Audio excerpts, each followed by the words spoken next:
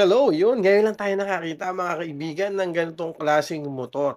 Honda Squash, grabe naman, napakaganda at napakaangas yan. Pero siyempre, big shoutout muna natin si Ravens Cat Acero Escueta, isa sa mga followers natin na na-meet natin siya kanina lang diyan sa Barangay Marinig Yun.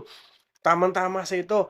Ravens Cat Acero Escueta, 'tong ganitong klaseng motor kasi ito is mababa lang at ito ay naka 50cc lang pero na-convert na niya para sa 80cc to 90cc na yung kanyang makina. So makina na ng Dio 'to mga kaibigan. So ito ay Honda Squash na 1980 model kung hindi ako nagkakamali, yun ang pagkakabanggit sa atin ng may-ari o pinaka-handler ng motor na 'to na napakaangas. Inulit ko mga kaibigan, ngayon lang ako nakakita ng ganitong klaseng motor na parang e-bike, na parang e-trike or iba, kakaiba talaga yung kanyang angas, yung kanyang porma. Sigurado ako 'pag nakita niyo 'to sa kalsada, hindi puwedeng hindi kayo mapapatingin. Kasi limited lang 'to or puwede nating sabihin na vintage na 'to, 'tong klaseng motor na 'to at alam ko ilan lang ang inilabas ito dito sa Pilipinas. Kasama pa rin siyempre yung kanilang sasakyan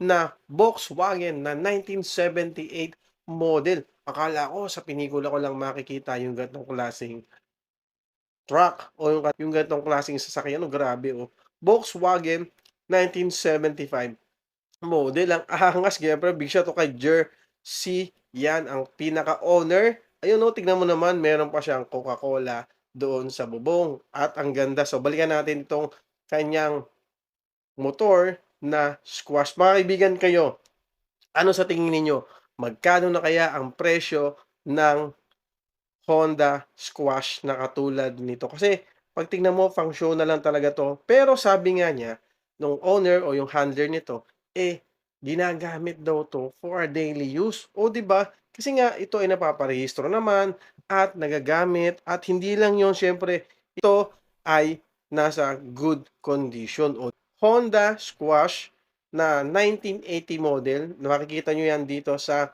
South Galleria, San Pedro, Laguna. So, nakataon na nakita natin yan diyan at natuwa naman tayo. Kita mo naman, ang ganda 'no, 'di ba? Angas, ang porma, ang looks, classic yung dating, naka-mags at hindi lang 'yun siyempre, ito ay naka-tuty nga pala mga kaibigan.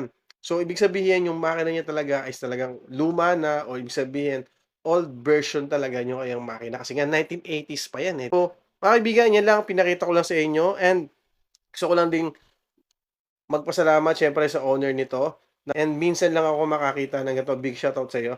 Siyempre Jersey, 'yan maraming salamat sa inyo.